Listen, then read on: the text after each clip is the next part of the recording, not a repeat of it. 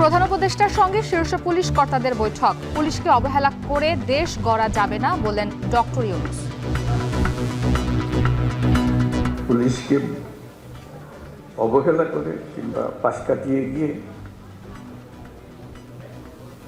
দেশ করতে পারবে না। তারা ক্ষেত্র প্রস্তুত করলে তখন বাকি জিনিসগুলো হয়। ডিএনএ ছাড়াই ধর্ষণ মামলা বিচারের সুযোগ, মিথ্যা মামলায় শাস্তির বিধান সহ আইনের অনুমোদন বৃহস্পতিবার।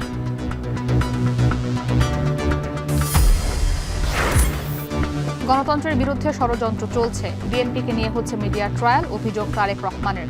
অস্তিত্ব রক্ষার যুদ্ধ বললেন ফখরুল। করোনার টিকা আমদানিতে বেক্সিমকোর বিরুদ্ধে 22,000 কোটি টাকা লোপাটের অভিযোগ, সাবেক মন্ত্রী উপদেষ্টাদের বিরুদ্ধে তদন্তে দুদক।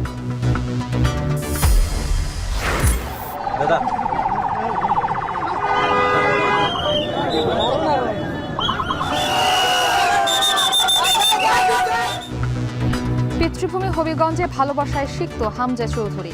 এশিয়ান কাপ বাছাই পর্বে ভারতের বিপক্ষে জয়ের আশা। ইনশাআল্লাহ আমরা উইন করব।